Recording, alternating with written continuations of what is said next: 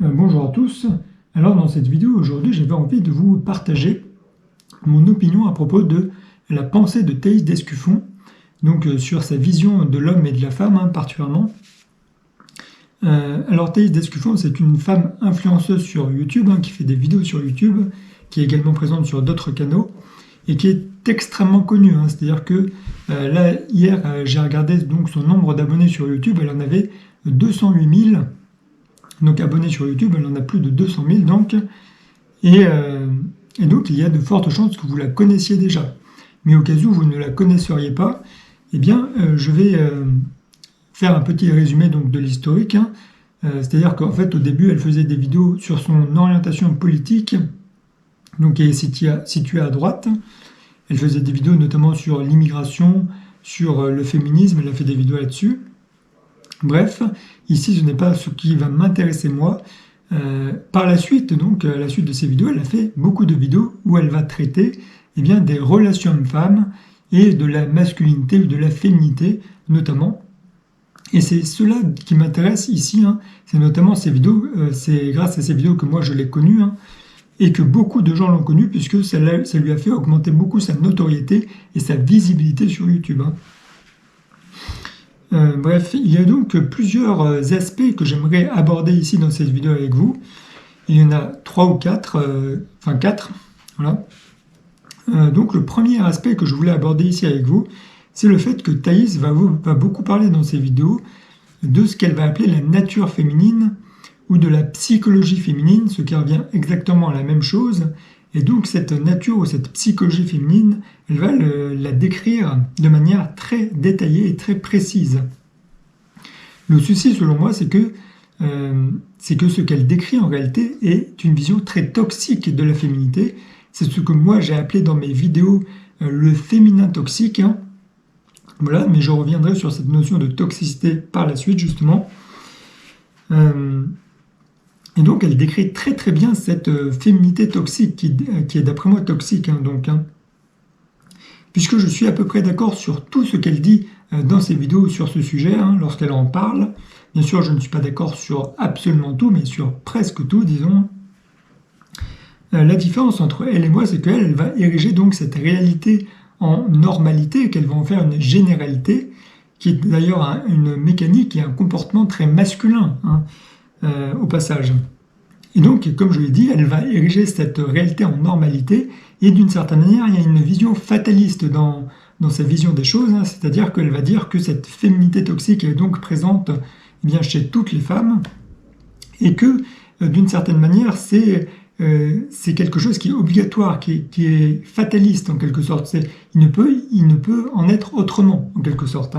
C'est-à-dire toutes les femmes, absolument toutes, c'est obligé qu'elles ont cette féminité toxique en elles, globalement. Bien sûr, elle ne va jamais énoncer la possibilité que cette féminité toxique puisse être également présente chez certains hommes.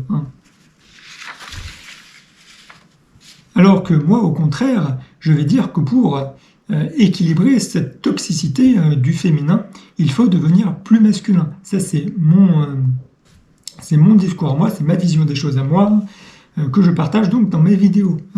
Par exemple, pour donner un exemple, donc, elle va dire beaucoup qu'il y a une contradiction évidente entre ce que les femmes disent, ce qu'elles pensent, ce qu'elles veulent, et oui, voilà quoi, globalement, ce qu'elles disent, ce qu'elles pensent et ce qu'elles veulent, ce qu'elles font voir aux autres, et notamment à leurs partenaires. Alors ici, c'est très juste. On est typiquement dans l'énergie du féminin, c'est-à-dire que c'est une énergie de la trahison. Justement, on observe donc cette contradiction interne donc entre nos paroles, nos volontés, etc. et ce que l'on dit, et ce que l'on veut, bref. Et donc cette énergie du rejet est reliée à ce que moi j'ai appelé la peur du rejet, c'est-à-dire que c'est la peur de s'exprimer, c'est le fait de ne pas oser s'exprimer, de ne pas oser s'assumer face aux autres tel que l'on est. Donc ça c'est typiquement féminin justement. Et donc comment on fait pour éviter cette forme de toxicité ? On devient plus masculin, c'est-à-dire que on gagne en confiance, on prend du courage surtout, et on ose donc s'affirmer et s'exprimer, plutôt s'assumer donc en face des autres. puisque l'affirmation, c'est un petit peu différent que le fait de s'assumer. Ce n'est pas tout à fait pareil. Bref, c'est pas le sujet de cette vidéo. Donc ça, c'était le premier aspect, justement, où elle parle beaucoup de féminité, selon elle, qui pour moi est la féminité toxique, et elle en parle de manière fataliste. Alors le deuxième aspect sur lequel je voulais revenir ici à propos de la pensée de Thaïs Descuffon, eh bien c'est le fait qu'elle parle beaucoup aux hommes, elle s'adresse aux hommes surtout, elle ne s'adresse quasiment pas aux femmes. Son discours, c'est un petit peu le suivant, que je vais résumer ici un petit peu, c'est de dire que les hommes aujourd'hui en Occident sont en misère sexuelle et affective, donc il faut que les hommes comprennent la nature féminine, donc nature féminine qu'elle s'efforce justement de partager dans ses vidéos pour la faire comprendre aux hommes, donc soi-disant.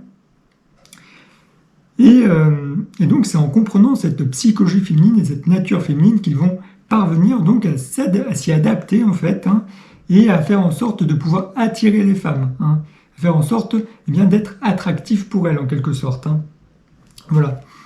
Donc son discours, c'est ça en gros, c'est la féminité ou la femme, c'est quelque chose, elle est d'une certaine manière, et vous les hommes, donc vous n'avez qu'à vous adapter donc à cette manière d'être, globalement.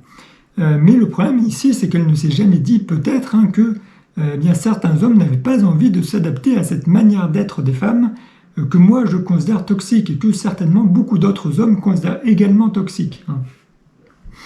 En fait, pour comprendre toute la problématique autour de son discours, il suffit tout simplement d'inverser les rôles en quelque sorte.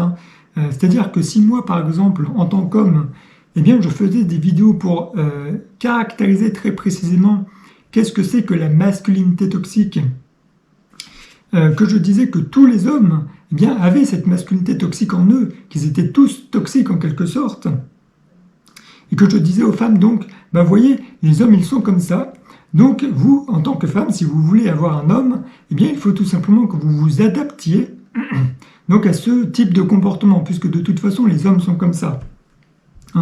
C'est-à-dire par exemple si les hommes sont violents, oppressifs, colériques par exemple, eh bien je leur dirais de continuer. Et je dirais aux femmes de faire avec, puisque de toute façon, absolument tous les hommes sont comme ça, que c'est quelque chose de fataliste, quelque chose qui est inévitable, sur lesquels on ne peut absolument pas travailler, et que donc vous devez de toute façon faire avec. Voilà, donc en réalité, le discours de Thaïs Descuffon, ça revient exactement à ça, sauf que au lieu de parler de masculinité toxique, elle va parler de la féminité toxique, c'est en réalité l'inverse, mais c'est exactement la même chose. Donc on voit bien qu'il y a un problème dans mon discours quand je le tourne de cette manière. Voilà. Et d'ailleurs, ce que je viens de décrire ici, c'est la manière de penser de certaines féministes. Et donc je vous invite, si vous pensez de cette manière, vraiment à vous re-questionner sur vos croyances, puisque tout ce que je viens de dire ici est bien évidemment faux. Voilà. Alors justement, ça me fait cette parfaite transition, vers le troisième aspect que je voulais développer ici à propos de la pensée de Thaïs Descuffon et plus largement de la pensée moderne. C'est-à-dire qu'en réalité, dans le champ politique, il y a une certaine mode. C'est qu'à gauche, on va beaucoup entendre parler de masculinité toxique, avec toutes les féministes notamment, surtout. Mais on ne va jamais entendre parler de féminité toxique, puisque ça, la féminité toxique, je suis en réalité le seul sur YouTube qui en parle. Je n'ai vu personne d'autre qui en parle de manière sérieuse comme je le fais moi. Et le problème justement, c'est que ces féministes, lorsqu'elles vont parler de la masculinité toxique, très souvent, eh bien elles vont mélanger toutes les notions. C'est-à-dire qu'en fait, pour elles, la masculinité toxique, ça va regrouper toutes les toxicités relationnelles. C'est-à-dire qu'à chaque fois qu'il y a un problème, de toute façon, eh bien c'est forcément de la masculinité toxique, donc c'est relié à la masculinité, donc aux hommes, indirectement. En réalité, ces femmes reflètent simplement leur traumatisme à travers cette notion de masculinité toxique et de féminisme. Voilà, c'est juste un catalyseur, si je puis dire, de traumatisme, si je puis dire. Donc voilà, donc ça c'est à gauche, et à droite, en réalité, il y a une volonté de déconstruction de tous ces concepts de toxicité. Il y a donc cette volonté en réalité de nier toute forme de toxicité à droite, toute toxicité relationnelle. Et c'est exactement le cas de Thaïs Descuffon, hein. Elle l'a déjà dit dans une vidéo précédente, comme quoi pour elle la masculinité n'était pas toxique, hein. Alors bien sûr, elle non plus ne va pas parler de féminité toxique lorsqu'elle traite de la nature féminine, hein, mais comme je l'ai dit, pour moi, c'est de la féminité toxique. Alors ici, il faut bien vraiment que vous compreniez mon propos. Moi, pour ma part, je dis bien évidemment que la masculinité toxique et la féminité toxique existent. Mais ce n'est pas parce que je dis que cela existe qu'il n'existe pas de masculinité et de féminité qui ne sont pas toxiques. Il faut bien comprendre vraiment mon propos, hein. Pour moi, tout simplement, les deux existent. Voilà. Puisque il faut bien comprendre que c'est en nommant les problèmes, en les caractérisant correctement, que l'on peut les résoudre, que l'on peut essayer de les désamorcer. Ce n'est pas en faisant semblant que le mal n'existe pas, eh bien qu'on le combat, hein. Ici, c'est exactement comme une autre mode, hein, qui existe également sur YouTube, hein, qui est de dire que la perversion narcissique ou les pervers narcissiques n'existent pas, hein. Ça, c'est encore quelque chose que j'ai entendu il y a quelques semaines dans une vidéo, une femme qui disait que les pervers narcissiques, ça n'existait pas, hein, voilà. Sauf que ce n'est encore une fois pas la réalité. Les pervers narcissiques, pour moi, ça existe, tout comme la masculinité toxique et la féminité toxique, hein. Voilà, c'est très important de comprendre que ce n'est pas parce que vous n'avez pas connu quelque chose que ça n'existe pas. Ce sont des choses qui existent, ce sont des problèmes que les gens traversent en général, et donc il faut y porter attention. Ce n'est pas en ignorant le problème qu'on arrive à le résoudre.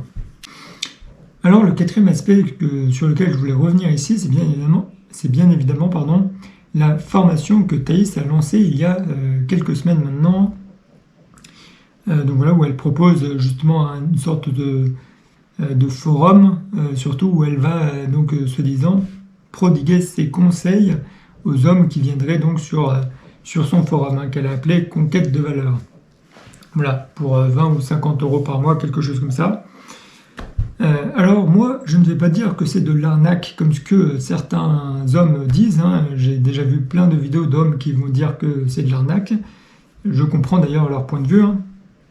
En revanche, pour que ce soit réellement de l'arnaque, il faudrait que Thaïs ait la volonté d'arnaquer les hommes, en l'occurrence, hein. Ce qui, d'après moi, est faux, puisque je pense que Thaïs croit réellement en ce qu'elle fait, qu'elle a réellement la volonté d'aider, hein, en faisant ce qu'elle fait, qu'elle pense réellement donc que c'est utile et qu'elle va donc permettre à certains hommes de réellement trouver ce qu'elle appelle donc la femme de valeur, hein. Cependant, moi je ne pense pas que ce soit réel, je ne pense pas que ce soit vrai. Je pense que ce qu'elle fait ne va servir à rien en l'occurrence, et que cela ne va pas aider les hommes à mieux s'en sortir ou à trouver la femme qu'ils recherchent, hein.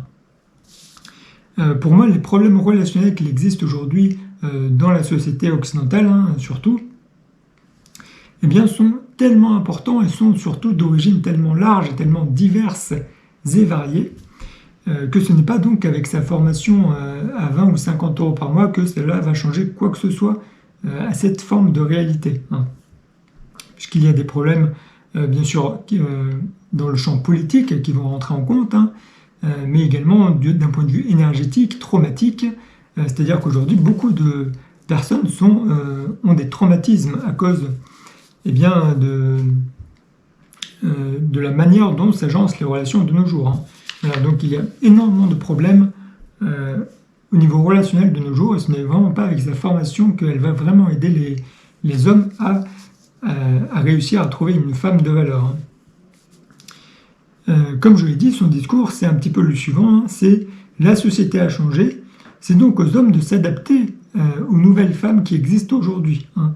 Sauf que le problème, c'est que justement les hommes ne veulent pas s'adapter aux nouvelles femmes aujourd'hui. C'est pourquoi on voit beaucoup, hein, d'ailleurs, ce mouvement donc des passeports bros sur Internet, hein, c'est-à-dire ces hommes qui vivent en Occident et donc qui ont de la réussite financière et matérielle, hein, bien sûr, et qui décident de s'expatrier, donc soit aux Philippines, soit dans d'autres pays en Europe de l'Est également, hein, puisque là-bas il y a beaucoup moins cette déconstruction qu'on observe donc en Occident.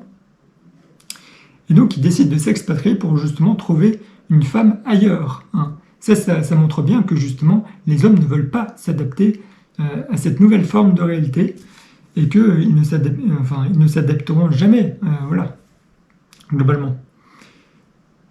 Puisqu'on entend beaucoup cette critique justement que les hommes d'aujourd'hui, c'est plus les hommes d'autrefois, c'est plus les hommes d'antan, mais le problème c'est également que les femmes d'aujourd'hui, ce n'est plus non plus les femmes d'antan, les femmes de nos grands-parents en quelque sorte. Hein.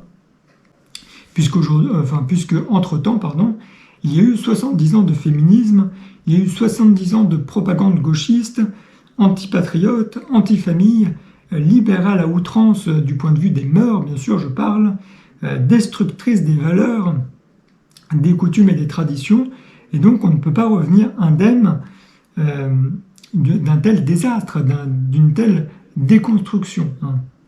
Et ici, je ne prends pas en considération donc l'impact qu'a eu la technologie, avec notamment les sites de rencontres et tout le reste. Hein.